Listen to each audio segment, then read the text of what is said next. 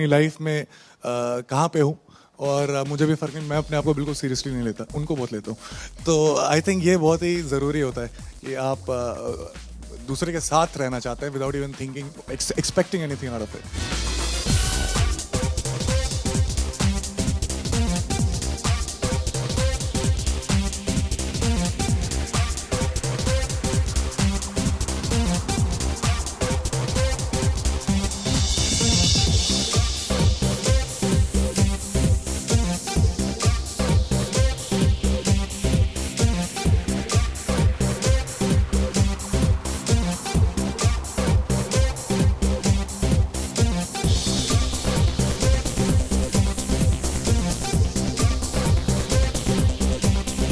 Good morning guys, thank you so much for having me here.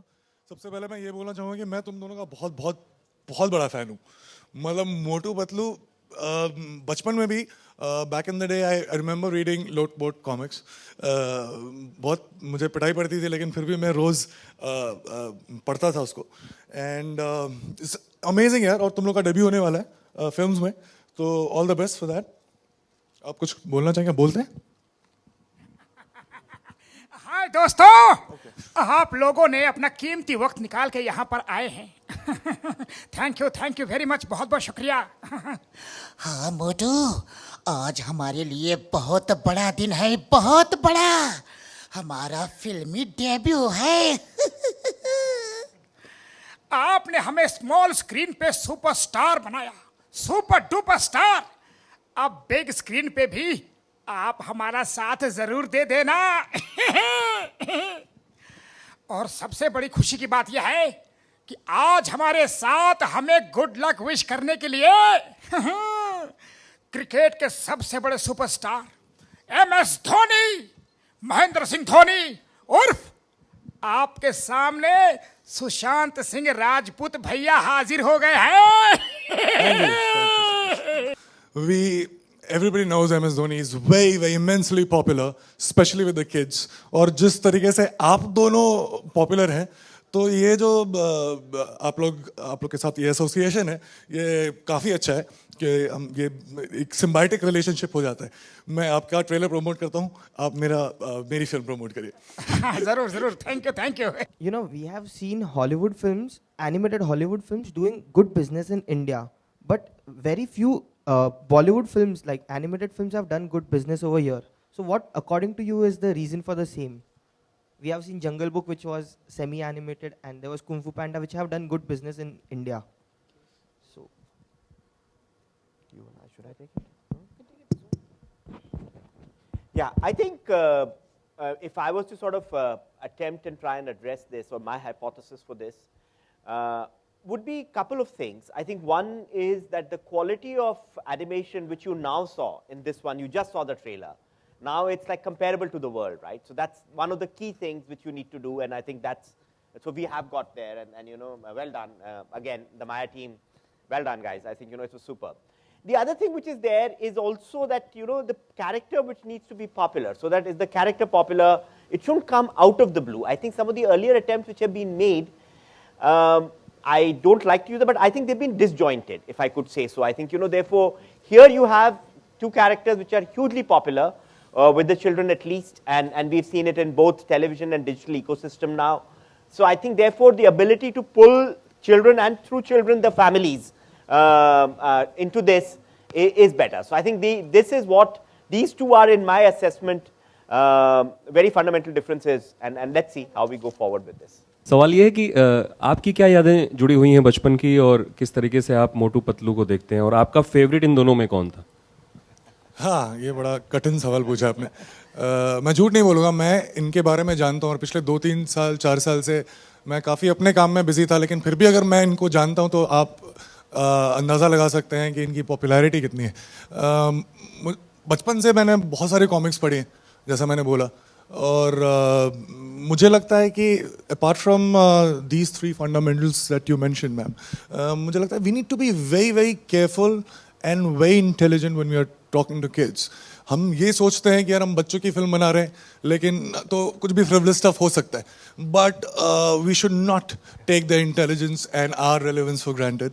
And the films like this, like right now I want to watch this film, and fortunately will have to wait till 14th of October. और मोटू पतलू का क्या बताओ, it's amazing how I look like Motu and Patlu depending on what I eat, but I just love them. Yeah and आपकी भी film बहुत जल्द आने वाली है, तो उसकी क्या तैयारियां हैं, किस तरीके से उसके प्रमोशंस चल रहे हैं अभी? प्रमोशंस अभी शुरू हुए हैं, तो मैं आज से शुरू कर रहा हूँ, तो पहले से आपसे ही बात कर रहा हूँ. ये भी जैसे मोटू पतलू है, वैसे ही MS धोनी भी बच्चों में बहुत ही पॉपुलर है. मैं इस फिल्म के ज़रिए हम लोग ये हर बच्चों को बताना चाहते हैं इस देश के हर एक सिटी से, कि चाहे आप अंडर प्रिविलेज हो, चाहे आप किसी भी जगह हो, अगर आप में सपने देखने का जज्बा है तो फिर मुमकिन है, फिर हो जाएगा.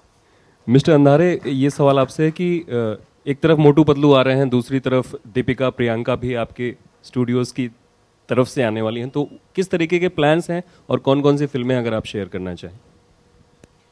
तो जैसे मैंने बताया, स्टूडियो के लिए जितना डाइवर्सिफाइड स्लेट हो उतना अच्छा है. तो कई फिल्में हैं जो हमने बनाई जिनको लोगों ने विमेन ओरिएंटेड लेबल दिया, तो अब शायद चिल्ड्रन ओरिएंटेड स्टूडियो हो जाएगा. तो इस सिलसिला जारी रहेगा, लेकिन इम्पॉर्टेंट ये है कि एक डाइवर्सिफाइड स्लेट हो. सिनेमा में सबसे इम्पॉर्टेंट चीज़ है कुछ नया करना. और अगर आप देखें जो हम लोग हॉलीवुड के साथ कर रहे हैं, हॉलीवुड का लोकलाइजेशन अगर हम करते हैं तो जंगल बुक में हम सब ने देखा है कि उसका रिजल्ट कुछ और ही होता है. तो जब बेवॉच या XXX रिटर्न ऑफ ज़ैंडर केज, ये जो दो बड़े टाइटल्स हम लेकर आ रहे हैं, इनमें जब दीपिका और प्रियंका हैं तो उसमें फिर एक अलग ही लोकल कनेक्ट आ जाता है, और हम इसको एक हॉलीवुड फिल्म की तरह ना देखकर एक फिल्म जो ऑलमोस्ट अपनी फिल्म है उस तरह से देखते हैं, तो उसका एक अलग ही रिस्पॉन्स आना चाहिए. सो उससे हमें बहुत उम्मीदें हैं. उसके अलावा ऑफ कोर्स हम लोग एक सीक्वल फोर्स 2 लेके आ रहे हैं, और रंगून जो हमने विशाल और साजिद के साथ बनाई है वो भी एक बड़ी खूबसूरत फिल्म है. तो इस तरह से आप देखेंगे कि बहुत ही डाइवर्स अलग अलग सब्जेक्ट्स और एक नई सोच और कुछ अलग करने की जो सेंट्रल थॉट है वो इन सब प्रोजेक्ट्स में आपको नजर आएगी. तो बहुत यूनिक आइडिया है क्रॉस प्रमोशन का, कि एक फिल्म को दूसरी फिल्म के प्रमोशन में के दौरान प्रमोट किया जाए. आप धोनी प्रमोट करने आए हैं, फिल्म की डेट नज़दीक आ रही है, रिलीज की डेट नज़दीक आ रही है, किस तरह के कॉम्प्लीमेंट आपको मिल रहे हैं धोनी प्ले करने के बाद पर्दे पर? जनरली जब मैंने हाँ करी और मैं प्रिपेयर कर रहा था और जब शूट कर रहा था, तो ज़्यादा मैं ये सोच नहीं रहा था कि ऑडियंस इसके बारे में क्या सोचेगी, लेकिन एक मेरे जहन में एक बात थी कि क्योंकि MS अभी खेल रहे हैं तो बहुत ही स्ट्रॉन्ग विजुअल रेफरेंस है उनका, तो वो किस तरीके से चलते हैं, किस तरीके से वो ग्लव्स ऐसे करते हैं, बहुत सारी ऐसी छोटी छोटी बारीकियाँ हैं जो सही करनी थी मुझे. तो मुझे बस ये लग रहा था कि लोग मुझे बस समझ लें कि हाँ मैं MS हूँ, क्योंकि हमारे पास इतना स्ट्रॉन्ग विजुअल रेफरेंस है MS का. तो ये एक मेरे जहन में बात थी, लेकिन ट्रेलर में आई थिंक 3 मिनट के ट्रेलर में जिस तरीके का रिस्पॉन्स मिला है, अगर हम 3 मिनट में ये कन्विंस कर सकते हैं तो फिर 3 घंटे में तो अच्छा ही लगेगा.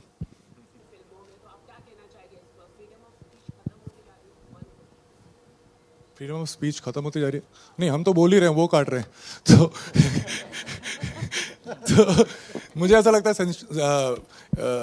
सेंसरशिप करने का जो फंडामेंटल उसका जो है वो ये होना चाहिए कि हम बताएं कि यार आप देख सकते हैं, आप थोड़े सालों बाद देख लीजिएगा, but to actually take out something from the film, क्योंकि एक कोई इंपॉर्टेंट चीज़ अगर आप फिल्म से निकालते हैं तो उसका रिपल इफेक्ट पूरी फिल्म पे पड़ता है, और उसको आपको फिर से नए सिरे से लिखना पड़ेगा. लेकिन अंत में जब आपकी फिल्म रिलीज हो रही होती है और इस तरीके से किया जाता है तो वो एक आर्टिस्ट के लिए, एक क्रिएटिव पर्सन के लिए बड़ा ही अजीब सा लगता है.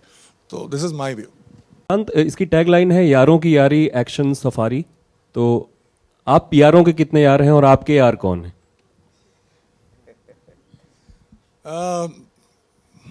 मेरे बहुत कम फ्रेंड्स हैं, लेकिन वो बहुत सालों से उनको भी फ़र्क नहीं पड़ता कि मैं अपनी लाइफ में कहाँ पे हूँ, और मुझे भी फ़र्क नहीं, मैं अपने आप को बिल्कुल सीरियसली नहीं लेता, उनको बहुत लेता हूँ. तो आई थिंक ये बहुत ही ज़रूरी होता है कि आप दूसरे के साथ रहना चाहते हैं without even thinking expecting anything out of it. तो मैं हूँ, लेकिन बहुत सारे यार नहीं हैं, थोड़े हैं लेकिन अच्छे. Okay, at the same time यहाँ पे मैं जानना चाहूँगी, इधर सुशांत, जस्ट या यहाँ पे मैं जानना चाहूँगी जैसे कि इन्होंने कहा मोटू पतलू से 2 जनरेशन सर्टनली जैसे बोलते हैं कि समझ पाएगी, जुड़ पाएगी। आपकी फिल्म जब MS धोनी की बात करती हूँ तो ये वो जनरेशन है जो आपको देख रही है, लेकिन चैलेंजेस भी आपके लिए वो रोल प्ले करने के लिए बहुत ज़्यादा रहे होंगे, इसलिए क्योंकि वो शख्स ऑलरेडी प्ले कर रहा है। सो जब ऐसे रियल लाइफ शख्स जो सामने खेल रहा हो, नाम कमा रहा हो, उसको प्ले करना कितना टफ था आपके लिए? टफ इस वजह से नहीं होता कि हम एक्सपेक्ट करते हैं कि लोग क्या कहेंगे, क्योंकि मैं जब तक फिल्म रिलीज के कुछ 2-3 हफ्ते पहले से सोचने लगता हूँ कि लोग क्या कहेंगे, जैसे अभी मैं सोच रहा हूँ, लेकिन तब तक मैं नहीं सोचता, तब तक मैं बहुत ही सेल्फिश एक्टर हूँ, मैं सिर्फ अपने लिए करता हूँ। मैं एक्साइटमेंट देखता हूँ। मैं बहुत बड़ा फ़ैन हूँ। 2004 में मैं कितने उनको स्टॉक करके उनके साथ फ़ोटो खिंचवाई थी मैंने। तो मैं ये कह रहा हूँ कि it's very very important for us to understand. Sorry, what was your question? So exactly.